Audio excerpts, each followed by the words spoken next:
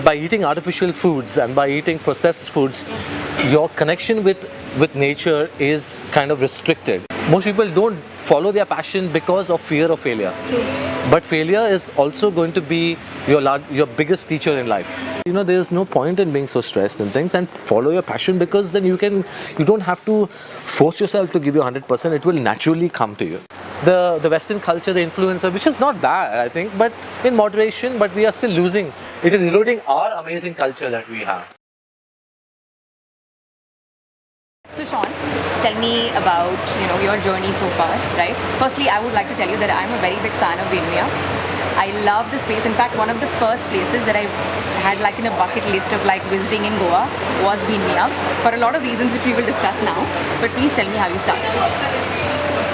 So Vinmia started off as a passion project. So so my mainstream, I was a photographer. Actually, I studied photography, and I was into travel photography. I started with fashion photography. I did travel. I just dipped in and out of fashion photography. Then I was doing a lot of travel photography, and I was based out of the US. But my lifestyle was not something that I wanted it to be like. It was a very bad, it was not a lifestyle that I envisioned my life being, because my schedule was all over the place, and I was always on the move. So, and that was starting to take a toll on my health. And I had to keep coming back to India. So I should come back to India, and I did a lot of meditation and started to, when you're away from your roots, then you appreciate it more, I think. Yes. So that is one of the prime examples of that happened to me. And when that happened, I thought that I should really consider my lifestyle. And when I came back, I embraced the plant-based life. And when I did that, and I just really soaked myself into it so much that I said, I want to come back and give more to it. So, and plant-based lifestyle was still in its infancy in India at that time.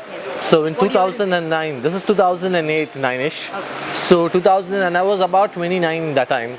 So either I was I wanted to if I was 30, I wanted to do my whole shebang, live there, or come back to India. And I chose to swallow the hard pill and come back to India. And and I wanted to do go for it, do a plant-based.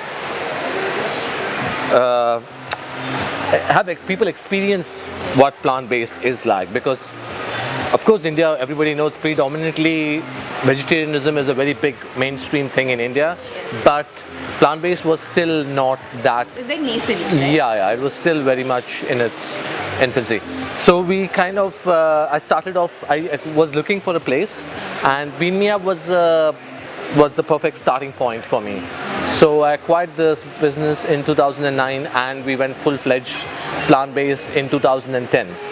So we started to do all our plant-based milks, because there was no your oat milks or your probably soy milk was just there, but not any your almond milk and your oat milks and what have you was not there. Your nutritional yeast or whatever you can just buy off Urban Platter or whatever you can was not there back in the day. So it was a bit of a struggle, but it was nice. We actually felt like we had to do everything from scratch, which was nice. So we started to do on tofu. And after that, I went to Indonesia and I learned how to make tempeh. And then I came back and I learned how to do tempeh, and we started to make tempeh as well. So we still do amazing tempeh. So you make your own nut milks? We make our nut milks. Your own tofu? Yeah. And you make your own tempeh? Yeah. Fantastic. And amongst a lot of other things, we have rest. So we bake all our stuff ourselves, and we are doing all kinds of gluten-free foods and something that is nurturing. Your menu is really nice. Thanks. One of the restaurants which is plant-based and has such an extensive menu. Yeah. Not 3-4 things, but so much to offer. I think it's fantastic. Yeah. And thank you. And and also we could taken the easy route down, and now we have the packaged plant-based food, the kebabs and the meats and all that, which is very easy. You just put that in your curries but for us, we still stick to traditional ways of doing it, where we do everything from scratch.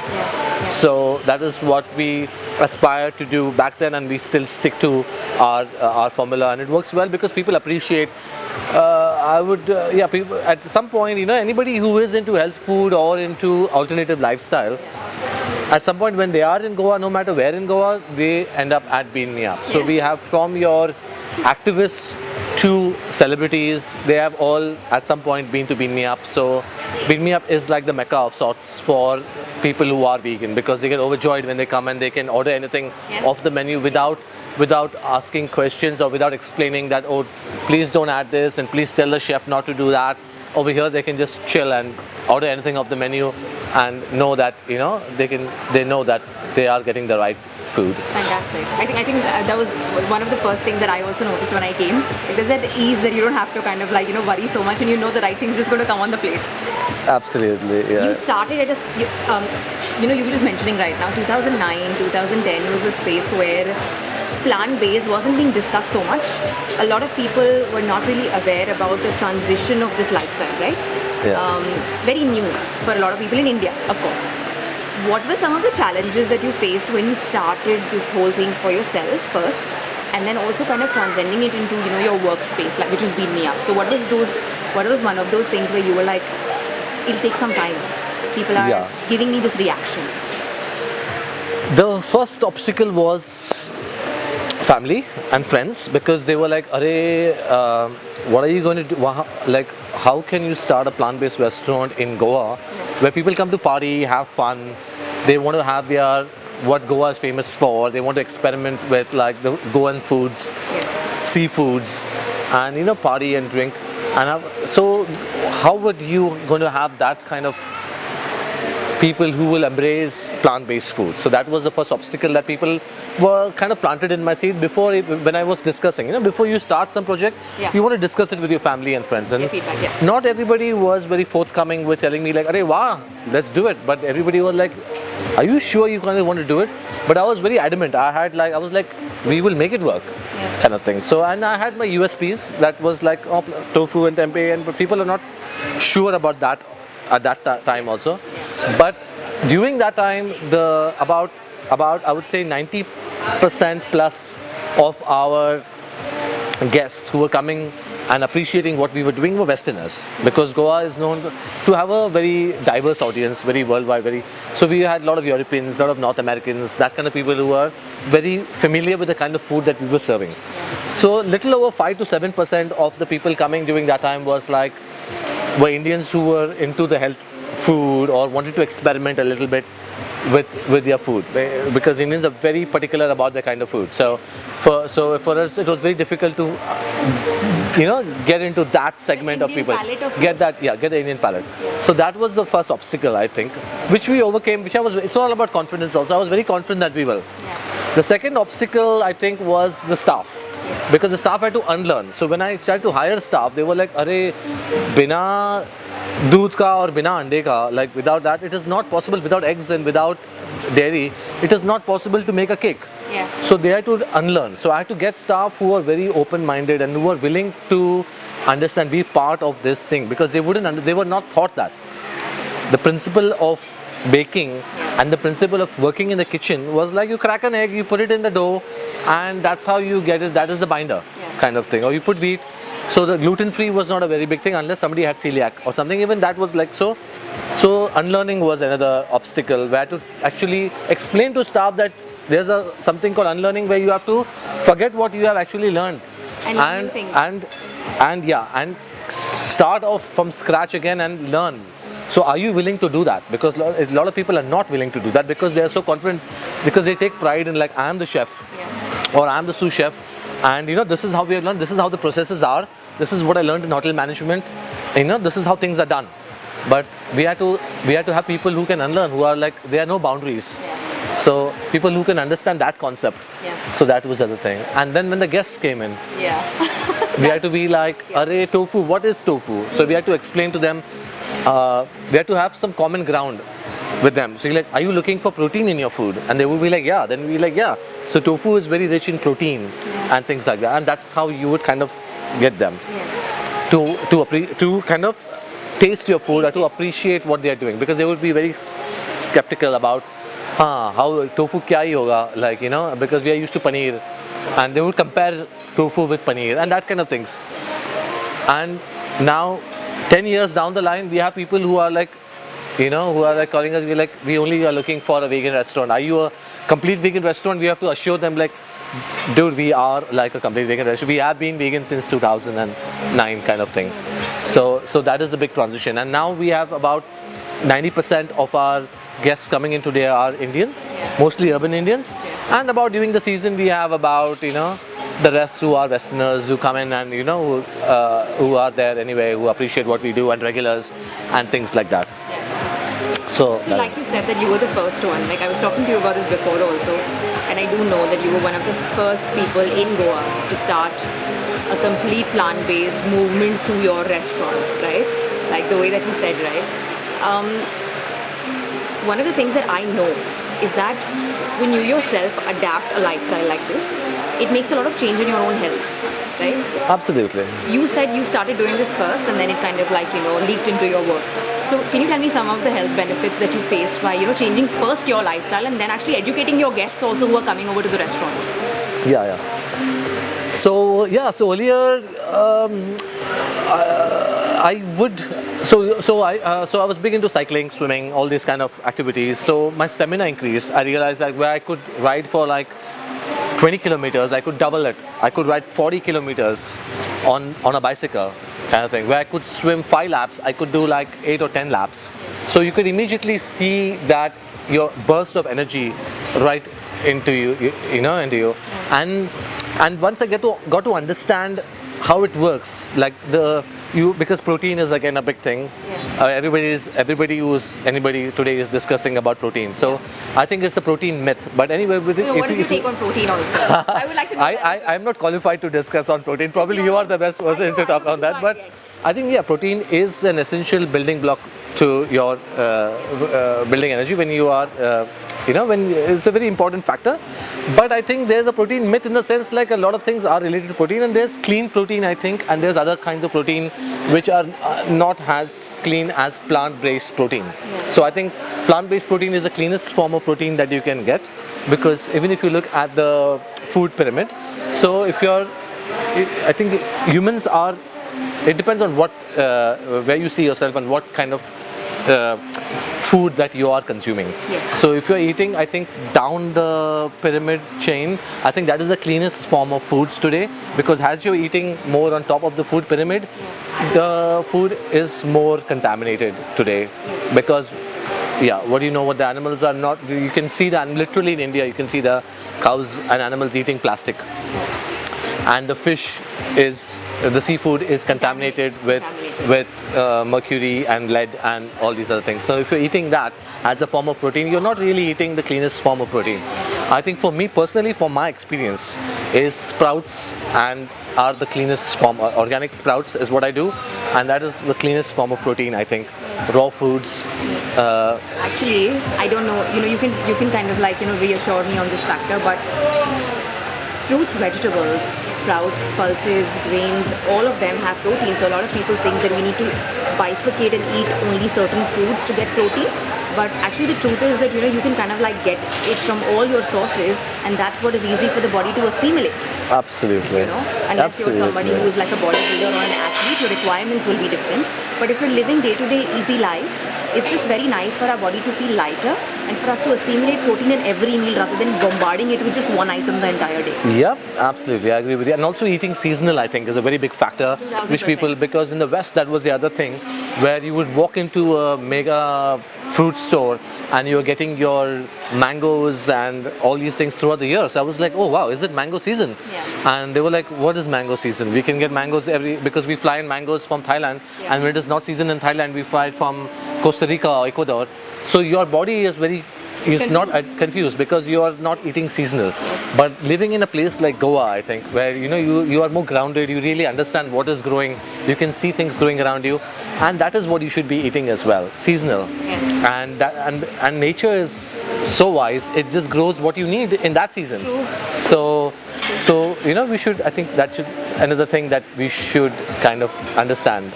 And you said that when you started out, you were really confident. There was like, people were asking questions, of course. With all the things in life, people will always ask you questions when you're trying to do something different. So it happened with you.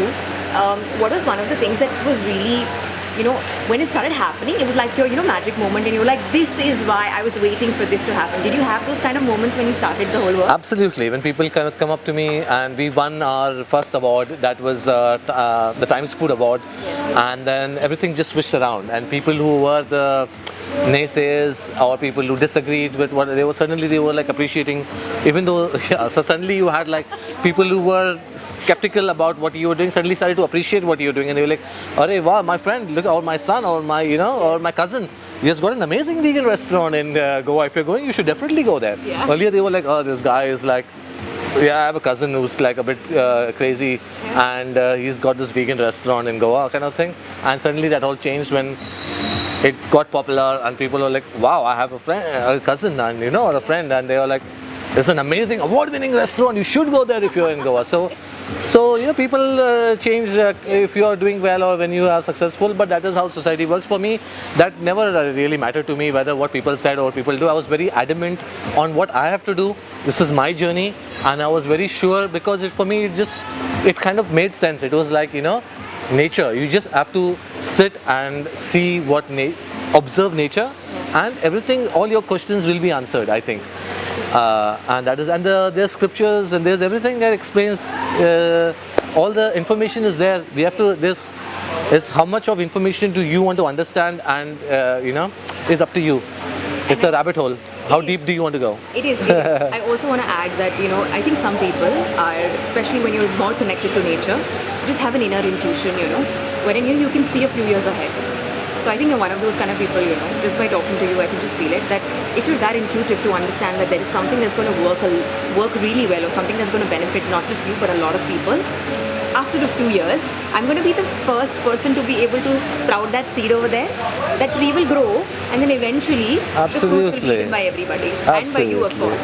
But I feel like that inner intuition only comes when you're really connected, and you're also a nature person. It's just the way that our own inner psyche also works. Yeah, and there's a lot of foods that will by eating artificial foods and by eating processed foods, your connection with nature is kind of restricted. It'll just create this blur, and you are into this cycle of just working and getting off on your weekends, and just Monday to Friday, 9 to 5, all of this.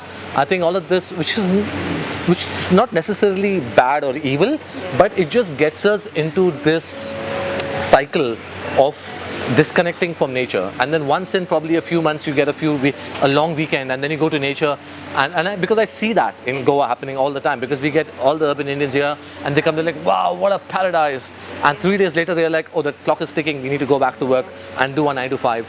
And some of them are like, oh, we really are happy, I wish we could do something like this.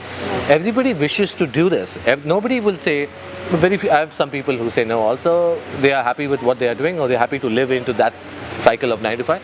But a majority of people, they want to be more grounded, but they want to be more associated with nature, understanding nature, understanding how you live that life, right? You just mentioned that. Yeah. You live the hustle. I've lived a corporate-ish life, but not completely corporate. But I shifted, but it was a big jump. It was a big jump, and it was something that would work or not work. So there is no lot of uncertainty is there. But you have to have, when you're doing the shift, you have to be you have to have that confidence, and you have to do wholeheartedly and passionately. And I did it, and I was like, the initial stages when I did it, I was like, the worst case, what is going to happen is I will fail. But failure should not stop me from doing that, from doing anything for that matter, because most people don't follow their passion because of fear of failure. But failure is also going to be your biggest teacher in life. It is. And that is, once you understand those concepts, then you will be like, it's only failure, but I've got the rest of my life. No, it is not. Your life is still there. And failure is only a part of it. Failure is your life lessons. You also come back stronger. Yeah, definitely. You just fall once, or twice, or thrice, and then the impact. And most examples that you see in successful people have failed. If somebody is successful, if somebody has been successful in the first go, it is not really, you won't enjoy the fruits of that success, because you'll be like, it's easy. Yes. success is easy, they feel, but success is not really easy. You have to work hard for success, kind of thing. So yeah. What's one of the things that you do like unwind now? Like what's your go-to relaxation activity that you do apart from the healthy food that you eat? I think Vipassana has changed my life a lot. I'm a very staunch person who believes in meditation, and Vipassana is a very amazing tool. I think is underutilized, especially in India, because it is right at our doorstep.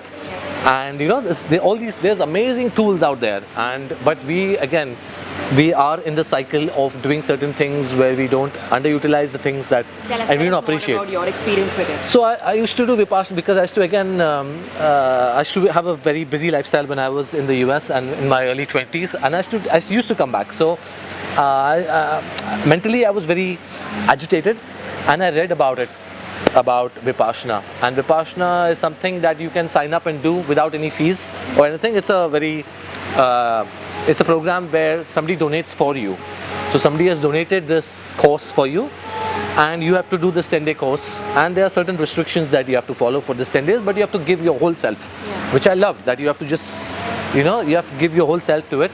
And when I came out of that, I was very refreshed, and that opened a lot of avenues mentally for me. We're seeing that, surrender is what you have to do. Yeah. You just surrender. What are some of the activities that you did when you were following the Vipassana mode of doing things? What were some of the things that you had to just go with the flow with? Go with the flow with. So with work, for example, with hectic work and tight schedules and deadlines and stuff like that. So you could just instead of stressing, and I could just put all my energy into the work instead of stressing about the deadline that I have to finish, and whether whoever the client or the boss or whoever is supervising my work, whether they will be happy with my work, or that would not bother me that much, because I would enjoy what I'm doing at that very moment. At that moment I'm giving my 100%. It doesn't matter what the result is. It is success or failure is a byproduct of what you are doing at that moment. True. So it helped you kind of be more present, and also Exactly. Integrate your own stillness within, right? Yeah. Absolutely, and that made me realize that there's no point in being so stressed and things, and follow your passion, because then you don't have to force yourself to give you 100%. It will naturally come to you, that 100%, because it is something that I'm passionate about. And food was something that I was very passionate about, and then I thought, why don't we do clean food? And that is something that food is something that we do three times a day, at least 2 or 3 times a day. Favorite things on the menu that you? Oh wow! It could be. It keeps changing. I know.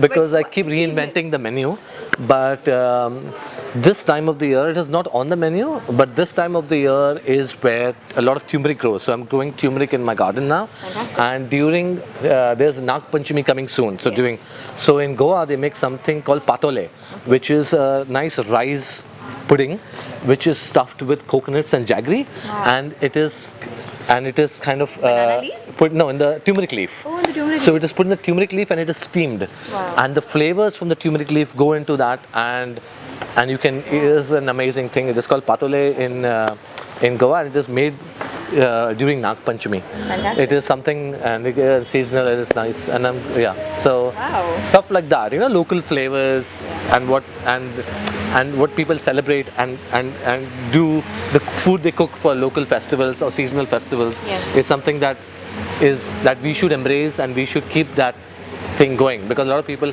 we are losing our culture and tradition a lot by westernization of food. Yes. Also, I think we connect culture, tradition to food so much, because whenever we have a special occasion, there's always something special to eat, right? Absolutely. It could be Diwali, it could be you said Nag Panchami, it could be small things like Gudi Padwa also, right? Sankrant, all these things. We have such nice associations with food, because again, it's connected to science. Yeah. There's the need to eat that particular food to be able to be ready for that season now. Absolutely. Physically, mentally also, right? Yeah. And our ancestors knew it, and they used to follow it, not exactly scientifically, but by folklore, or by creating festivals and creating certain foods for the festivals. I think everything had a meaning that is being kind of lost or eroded, unfortunately.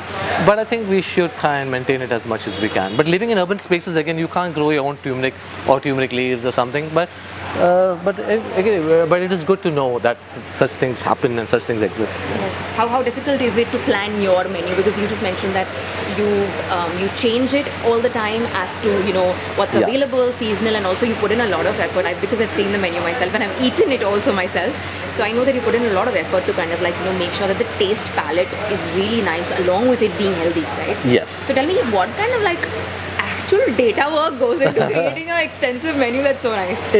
We do a lot of taste tests. So we call our regulars and what the regulars are used to. Then we find that out, and different segments of people: North Indian, South Indian, urban Indians, non-urban Indians.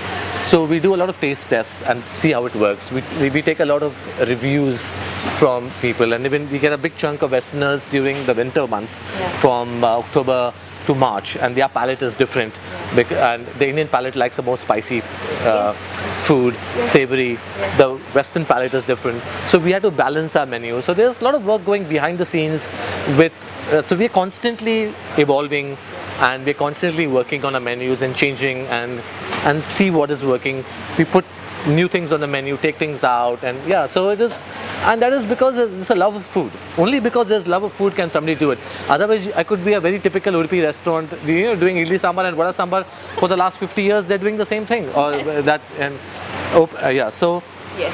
Which is not bad. I mean, what works is good, but it is, for me, it is understanding different flavors and concepts, and so all that is just something that keeps me busy as well, and very intriguing to understand the mixture of things. You were telling me about some really interesting plans that you have in the moment, about extending things and doing something fun. So can you please tell us about those plans? Yeah, so we get a lot of people, urban Indians today, who really want to have a slow pace in life, or want to heal themselves because they're going through a lot of stress in their lives, and that affects their health. So we've got a lot of IBS, a lot of people having autoimmune diseases, people in their early 20s and 30s having type 2 diabetes or hypertension, and all these lifestyle diseases. And they come here and they are, just being in a healthy space, they feel rejuvenated anyway. But then there's only a small portion of time they want to come up with. And a lot of them came up to me and told me, why don't you do, we want like a healing space. So my wife is a yoga teacher, and she does a lot of wellness things. So together we thought of starting a wellness space in Goa, and we have identified a beautiful space in island called Sharao, and we plan to do a wellness space there where people can come and immerse themselves into different therapies, eat like again seasonal Healthy food. and amazing food, nicely crafted food that is grown there, organic, and using less oil or no oil, but food that that will nourish their, not only their body but their soul. We're going backwards now. Yeah. It is an influence also. It is the culture, the Western culture, the influencer, which is not bad, I think, but in moderation. But we are still losing. It is eroding our amazing culture that we have. Yes, that is true. Shawn, I've got to know so much already. I already love the new plan that you have. I'm hoping, and I'm like manifesting to be a part of it. But Absolutely. We'll definitely invite you. Of course, you have to be there once we. Yeah. But on a parting note, what is that one thing that apart from nature, apart from food, right? Like as a personal message. So you've gone through this whole evolution of like a transformation yourself, along with then starting Beam Me Up. You were living the hustle life, and then you came and you are now in a state of flow, right? As much as we can be, and also kind of doing this for other people now. It's a service that you're doing for other people now, along with yourself, and that's big work. I know you're sounding all nice and happy, but I know it's big work. It's really difficult to be able to, envision things and then do them.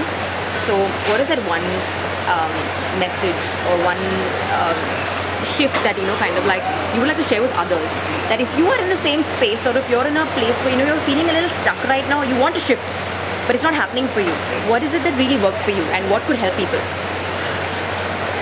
I think it is trying to understand what you actually, it is like even growing a plant and getting connected with that plant, talking to it, or if you're in a balcony, if you have a house with just a balcony, just doing that one step, or just doing the walk in the park, just start with like one or two things that you feel happy doing.